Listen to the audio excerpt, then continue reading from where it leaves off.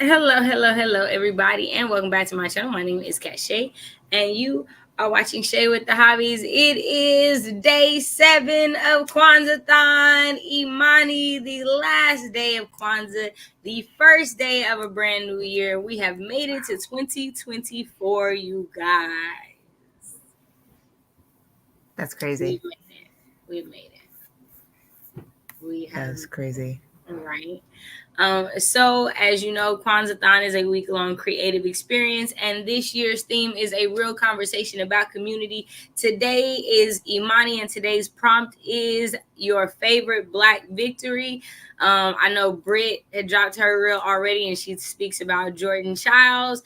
I'll be dropping mine, and mine will be about Ada Fisher and her winning her lawsuit against the University of Oklahoma in Supreme Court in order to go practice law as a Black woman here in my state. So I'm excited for y'all to get y'all some more, Black history in the mix before the week is out and whatnot. But do want to thank everybody who is participating, everyone who is using the hashtags. We appreciate it. It is hashtag Kwanzaa-thon, hashtag Kwanzaa-thon 2023, and the day.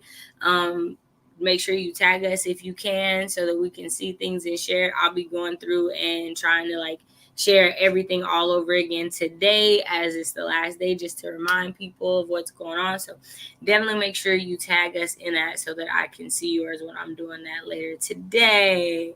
And I'll let my lovely co-host introduce herself. Hi. Hi, I'm Britt. My channel is Britt Writerly.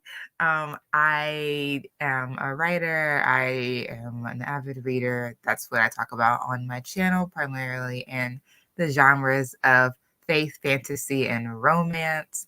All of those with a little mystery put in because I think I might have reader ADHD, where if there's only one thing going on, I get bored. And that's the truth. That's what I figured out.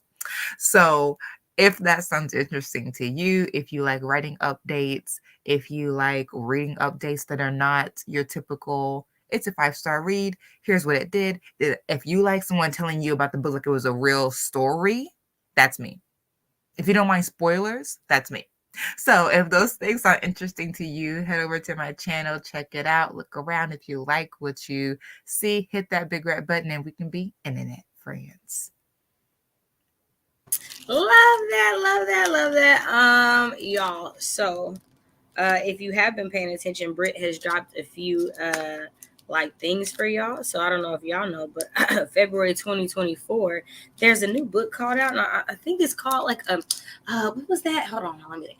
A Church Girl's Guide to Courting Danger. And I just think that if you want to, look at some good old bodyguard romance with, I'm not gonna say can't see a little rough around the edges, but I will say that Harmel is the cinnamon roll that she didn't know she needed. And I just think that you should go ahead and read it. So there you go. I'm a poet and didn't know it. So let's say hi to everybody so we can get into these reading sprints. Good morning, Pat. It's so good to see you. Oh, dang it. My water is over there. But I do have water. It's out in the living room, and it's within reach. Well, a few steps in reach. But it's here. It's here. And I'm gonna be drinking it. Is the truth. Good morning. Happy New Year. I know you halfway through your first day of 2024. So, what's it like over there in the future, ma'am? Viv, hi. I have a meeting in a few minutes, but wanted to sprint with you all while I wait. Well, good morning, Viv. Thank you so much for coming through. We appreciate you so much. Hope you stay for a while. I don't think I've seen your name before, so welcome. You came at a good time. Habara Ghani. Happy Kwanzaa. I know, right? She got a book coming out and stuff. A writing day. If y'all missed it this morning, Dejana streamed this morning on her channel. Make sure you click on her name so you can hit that notification bell and subscribe to her channel. She'll be doing lives a couple times a week during the month for a little while here. So definitely make sure if you're trying to get some words in early in your day to get started, you head on over to her channel. Good morning, Day. It's good to see you. I know you got it, Shay. You had it on Days Live. Yeah, I sure did. All right, y'all. Well, we are about to be at the 40, so I'm gonna go ahead and put that timer up there. And that means that'll carry us to the 10. right? Yeah, that's 30 minutes. Oh, okay. Yeah, I got my I mechanical keyboard back. I'm excited. But just Oh, I'm on chapter 5 along division. Well, not chapter 5 necessarily, because like you said, they're not right. necessarily correct. But the script audiobook has 12 chapters, Yeah, and I'm on chapter 5 of 12. what's good? Um, yeah, and I'm listening at 1.2 speed, so I have 3.5 hours left. Okay. Yeah, making good progress. I was listening to some this morning. Yay. Yay. Mhm. Yeah, I specifically switched to reading family lore, so I didn't finish it Finish before it. today. Yeah, so I Yeah. didn't finish it before today because I knew I knew you had stuff to do this weekend. So I was like, okay, well, Mhm. I'm gonna switch to family lore. So yeah, so I think I got like a little bit under an hour or a little bit over an hour left. So Okay. all right, we ready? Ready. All right. Well, question is on the board. Time is up in 3, 2, 1. Y'all turn in pages or press play.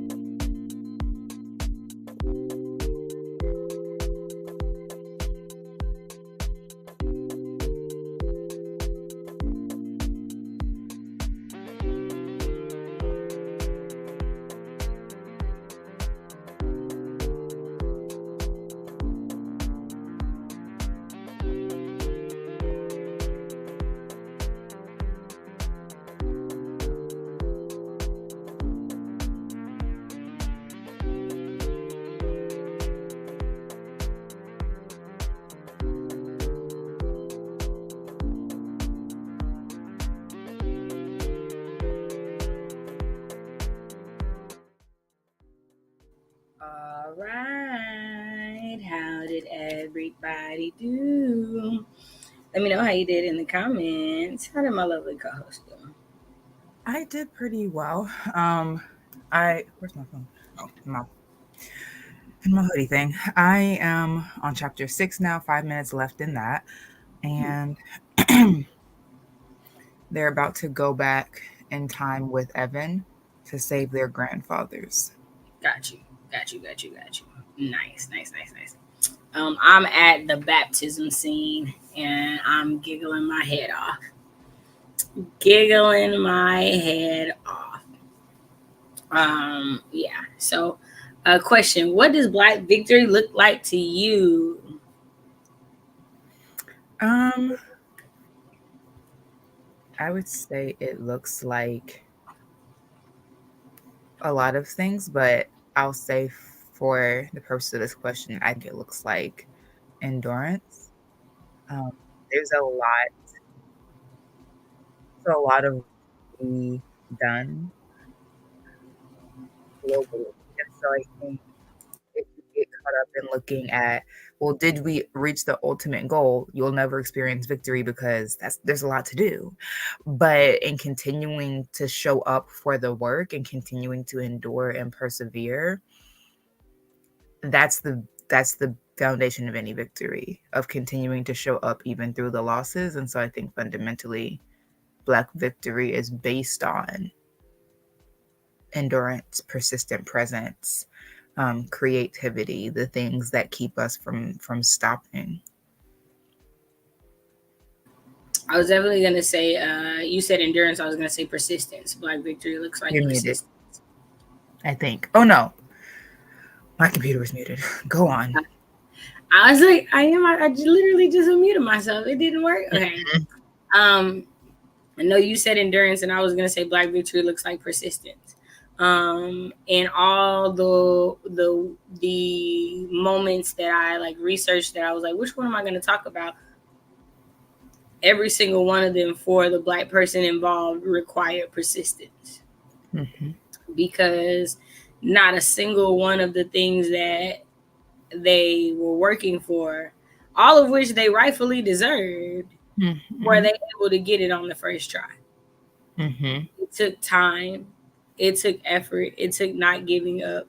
And I think that speaks to, I think, the spirit of Black people as a whole in general. No matter the continent that they're on, the island, no matter where they are, I think it speaks to us as a whole. But specifically, I think it speaks to Black Americans more than anything, because there is so much of our existence that requires both persistence and endurance for us to ever achieve any type of victory. So it definitely looks like not giving up. And it definitely doesn't look like winning on the first try. I feel like a victory for us as black people is a continuous thing. Not a, oh, we reached this moment, we're here now. I think it's a life. I think it's a constant thing. So yeah. So that's what it looks like to me. So I like them. I think those are some good answers. Okay, so Pat says positivity for all this new year 2024. I agree. I know, right? I was like, I'm gonna try a different song, and a little daytime one would be like bopping a little bit. Cherie, good morning. Happy New Year. It's so great to see you. Thank you for joining us. Bree, Happy New Year. Also loved Long Division. Gave it 4.5 stars. That's awesome.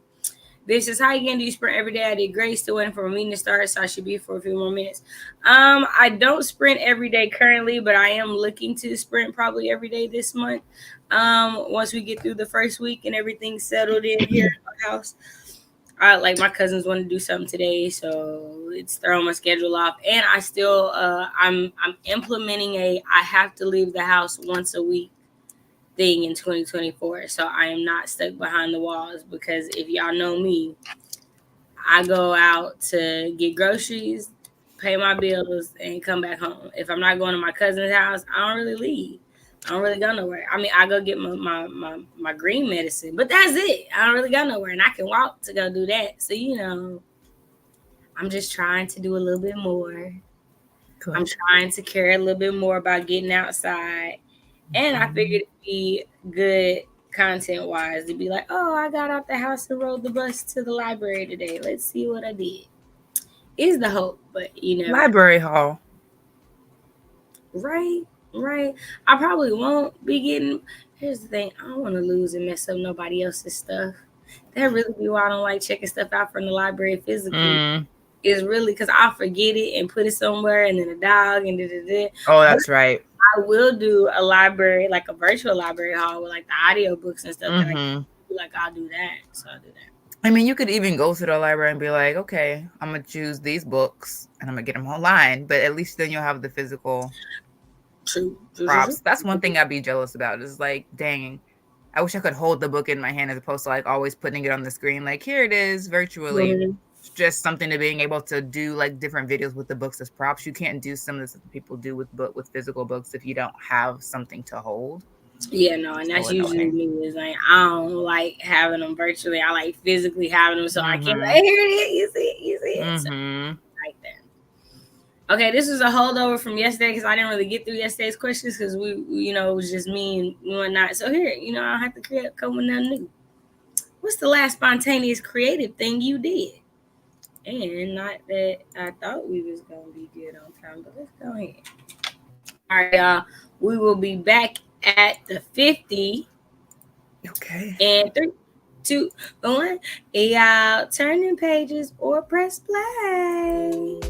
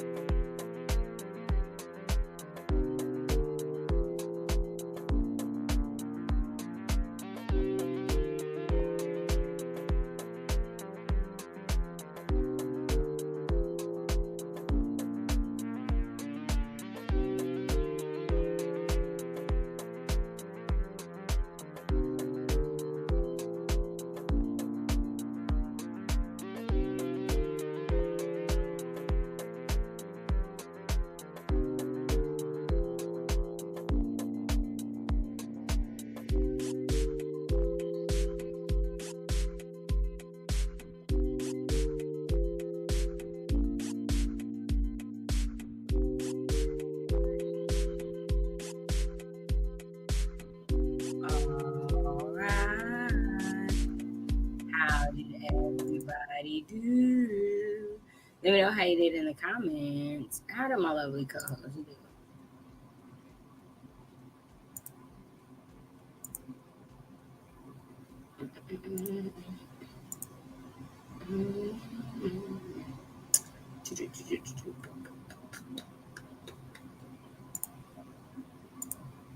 All right, I will let Britt settle in. She's probably still listening to the audiobook, but I am. Let's see how far I am.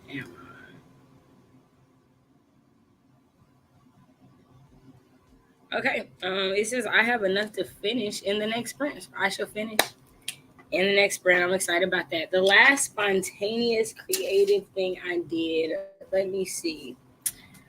Um.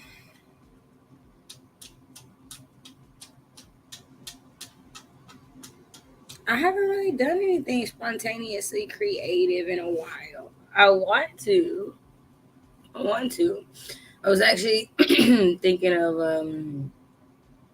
setting up the camera and the tripod in the living room to get some and the lighting equipment because I got my soft boxes and all that stuff. So setting up in the living room now that I got the pictures up and stuff for a few good shots, just for some updated stuff.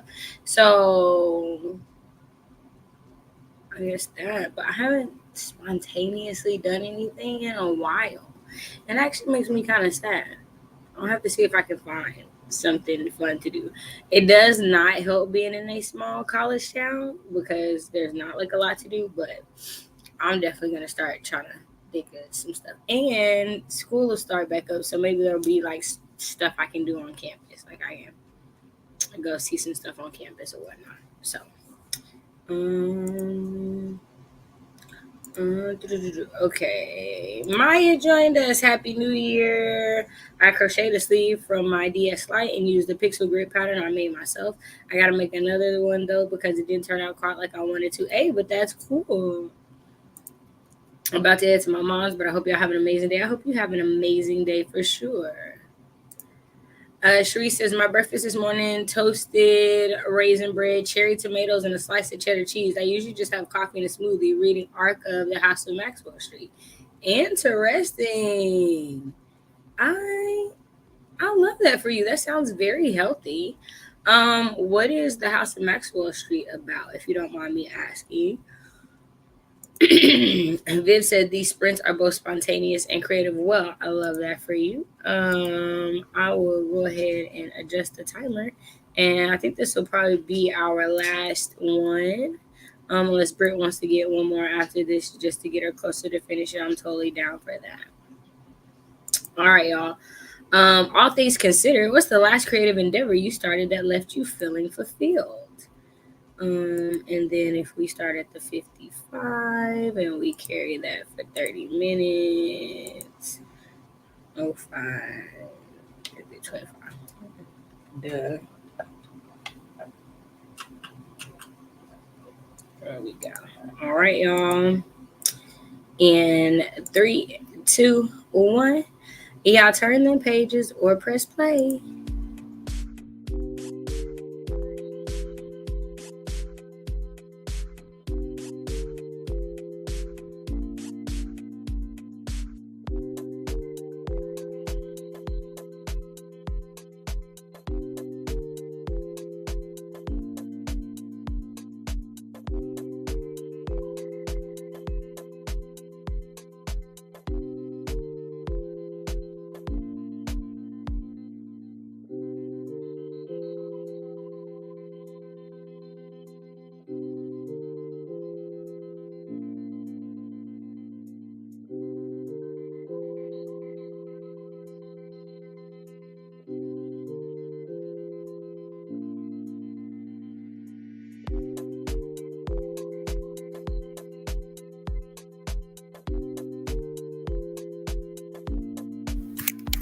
Sorry. Are you sprinting? Are you sprinting again? Okay. Back I go. Okay.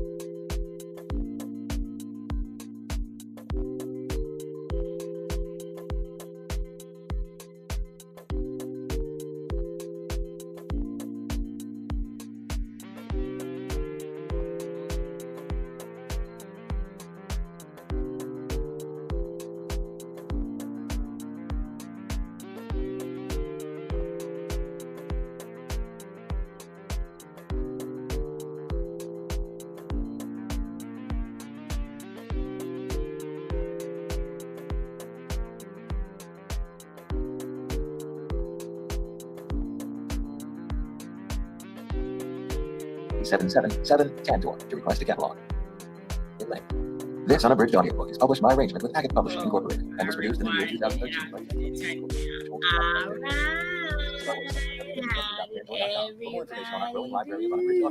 And to take advantage of special offers.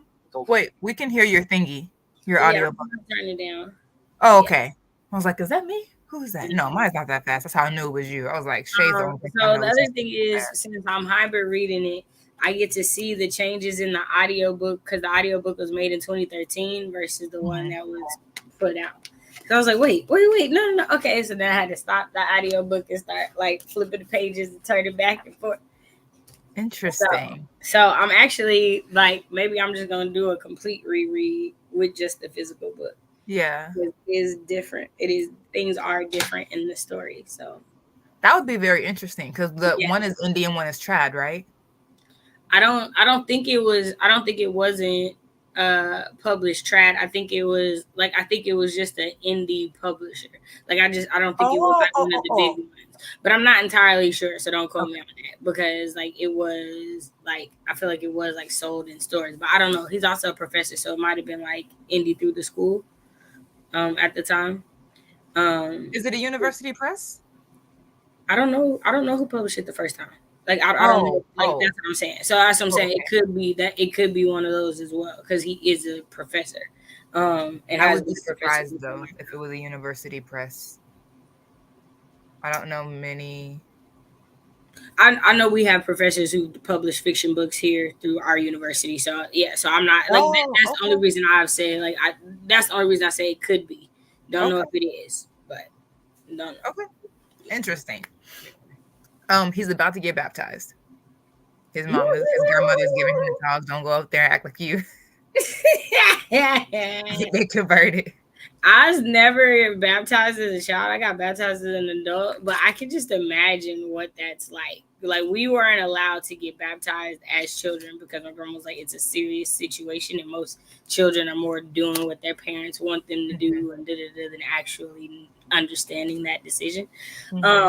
So I can't imagine what that's like, but just listening to it and him going through it, I was just like, I can only imagine like all the thoughts going through your head, especially if this wasn't a choice that you made. Like you were like, I want to go do this.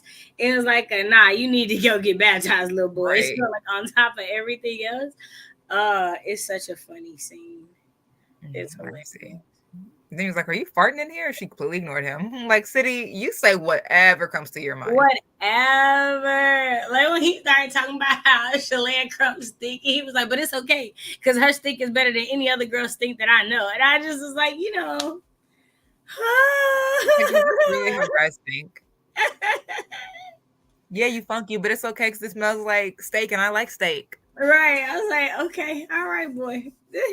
Really? That's the thought process. Okay. I mean, hey, I ain't never been a 14-year-old little boy, so I don't even know, but it was making me giggle. So all things considered, what's the last creative endeavor you started that left you feeling fulfilled?